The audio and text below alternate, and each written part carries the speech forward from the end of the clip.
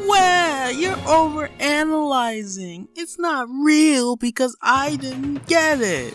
But instead of disproving it, I'll just say you're overanalyzing. Obviously, this is flawed logic, but it's all too common in discourse surrounding media, though I'll mostly have it under an AnyTube lens because that's where most of my experience around these people is founded. People typically use the word overanalyzing because they didn't get the ideas behind a work of fiction. They don't like the ideas presented, or they see it as something too simple to have such ideas behind it. In that thinking, they deny reality, when even children's stories can have more than they seem on a surface level. Take The Giving Tree by Shel Silverstein. If you were to read this book as a child, you'd merely see it as a tree giving things to a boy to please him, and in turn, that's all she really needs to be happy. Upon further examination, you see it's about the toxic relationship these two share, that ultimately causes the tree to lose everything in trying to please the boy. She gives too much, and he acts too much. Ultimately, the pair can't reach true happiness. The boy because no matter what he received, it was never enough for him, and the tree because she gave up everything and became a husk of her former self. A simple tale warps into a tragic warning of asking too much and giving too much. Of course, this extends to other kids' media, as we know. Zootopia is about discrimination. Hell, even Dr. Seuss made a book about the Cold War. So what makes some people so adamant on denying certain anime of having themes and ideas they're trying to say? I mean, obviously they didn't get it, so anyone who's saying it must be overthinking. Haha, sure. This denial of further messages and ideas is commonly tied to shonen, idol shows, magical girl shows, and of course there's some that I didn't mention. I say those and not slice of life because it's quickly becoming a more accepted genre, as one that's full of ideas in the analytical space on AnyTube. It's just the chapter reviewer part of AnyTube for the most part that still have their labels on the entire genre, whereas things like shonen, they still have more popular traction that extend to multiple parts of AnyTube, like saying Hunter x Hunter and My Hero are the only good ones. Somehow deconstructions? All genres can have ideas, and demographic doesn't mean that there isn't something broader it's saying. Take something like Love Live. It's commonly dismissed as just being a show about singing and dancing high schoolers, when in reality, it's about girls pursuing their dream to live without regret, in the case of School Idol Project. And with Sunshine, it deals with a new cast, facing their regret and learning to let it go and not define who they are. In both series, being a school idol lets even normal girls shine. What I said isn't even cracking the surface of all the ideas that Love Live presents, but few acknowledge it despite the girls blatantly saying what school idols are on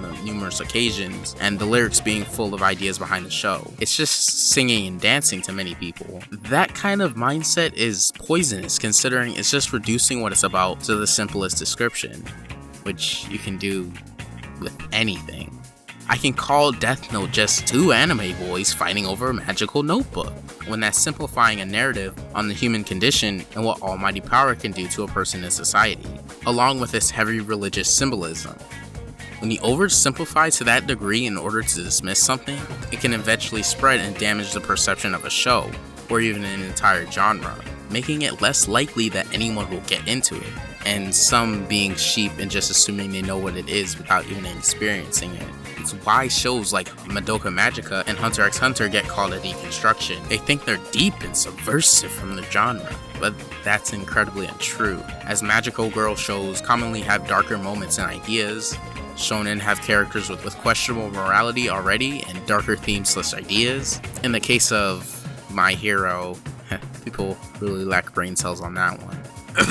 It's literally a celebration of everything shonen. People just take what they think they know, and when the thing they experience is different from what they expected, they label it a deconstruction. Though I guess Death Note is, OMG, it's super realistic, so therefore it has ideas and it's deep, feels real. So people are less likely to merely dismiss it.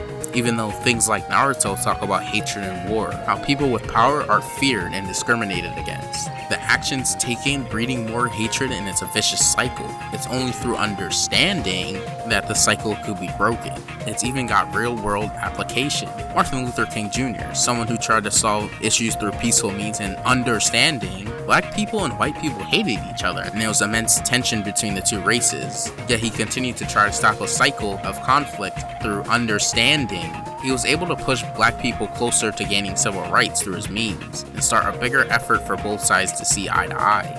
If that's not a clear real-life example, I don't know what is. People still clown on shonen at times for just being people punching each other, but that couldn't be further from the truth. It's sad when it's laid out for these kinds of people at times. It's called overthinking or overanalyzing. In reality, it doesn't exist so long as you have substantial evidence in the text to back up your claim. As you should have picked up by now, no matter the story, even if for children, it shouldn't be discounted on that front. All art conveys values to invoke emotion, even in simple work or when the author doesn't consciously put these ideas in their work. Everyone is influenced by the world around them, and that can show up in one's art. To ignore their ideas is to deny parts of a story in assertion that there isn't more to see. There's also plenty of people treating an entire genre as lesser when the genre doesn't make something inherently inferior. That thinking can also feed into the discounting of ideas of a story. This is just from a shonen. To give an example, a YouTuber known as Rikafag or Mr. Cynical does the treating shonen as lower thing. As someone who takes Star Wars and its ideas seriously, even Loving Kingdom, which he argues to be very shonen-esque, but he doesn't treat it as something lower. It isn't even because he sees it as something with more ideas or better ones, it's just a non-stop hype he loves. Yet he'll see shonen as lesser because of its young demographic. I think I'm too old for pure shonen nowadays. And touts that shonen have different standards from the rest of anime, i.e. putting Yu Yu Hakusho at a B for shonen, but if it were a normal anime, it'd be C, meaning he sees shonen as a lesser bar. It's incredibly ironic. It's the same sort of hypocritical thinking detractors will do, though at least Rikafag doesn't seem to dismiss the ideas that these series could have, or even treats the ideas themselves as lesser as far as I'm aware. It's the others who have that mindset of shonen, or anything else really, being lesser, that do it. People perceiving things as overthinking is a product of mass perception. If something is respected generally for adults, or is in a medium like novels, people are less likely to dismiss it, or even simply if it's a more realistic work. It's not even some of the people who aren't as into that genre or that demographic. At times, it's the fans themselves that downplay things. If you've ever watched chapter reviewers and saw when themes and ideas are pointed out to them, at times they'll just ignore them and arrogantly stick to their points, thinking that it's not that deep or you're looking too much into it. That comes from the simplistic ways of looking at stories that chapter reviewers often do. They just summarize and play up the hype moments. Yeah, fun. You don't have to analyze stories, but just because you don't see it doesn't mean it's not there, or that someone is taking it too far. Maybe people who say you're overanalyzing also believe it to be you're taking things too seriously. That even if it's there, why focus on it? And why not just enjoy the story being presented at a surface level? To that I say, why purposely downplay an author's craft, and not like those invested in trying to understand it the best they can? It's a man's hard work and passion to deliver a message and give an experience. The purpose of analysis is to further your own knowledge for application to your own life, or possibly understand and gain some sort of insight on society or human thought. Media conveys messages that you can see from a different angle or wouldn't really be able to understand without it. Things like slavery wouldn't really be able to be fully explored in its effects on people and their mentality without it. Same with abuse and other serious topics that most wouldn't go through. It offers inspiration as well, pushing people to do more. Just look at the Place Further Than the Universe craze on AniTube, where so many people were making videos on how it inspired them. There's even an entire channel named Hiding in Public, in which he relates his life to anime and is able to put things into greater perspective because of the shows he watches. Media also aids in building morality and greater sense of self. This may beg the question, why not just seek out more serious works? But again, that's flawed thinking because you can get a message from anything, and it may even be more interesting for some people. For example, in Pokemon Sun and Moon, Lily and Gladion have a toxic relationship with their mother that holds them back from their growth. Lily, because she was never allowed to do things on her own, made her over-reliant. Gladion, because of his upbringing and his eventual breakaway, makes him believe he must struggle alone to gain strength. He doesn't want to rely on anyone. Shows how toxic family relationships can hold people back.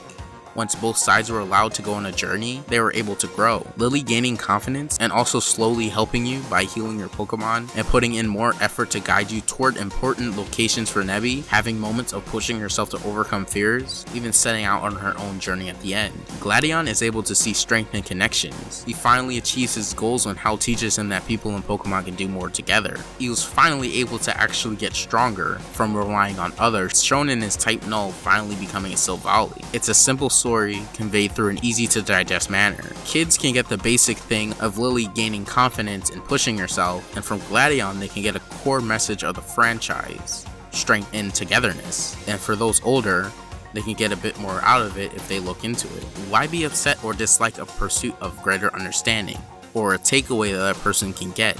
If it's not your thing, that's cool, just don't say it's overanalyzing.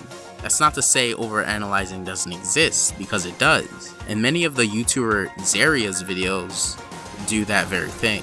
But I'll just look at her Let's Talk About Sister Krone video, in which she tries to say Sister Krone carries racist implications, when if she had anything of the sort, it'd just be stereotypes, which she does use the word stereotypes within the video, but she also uses the word racist a lot more.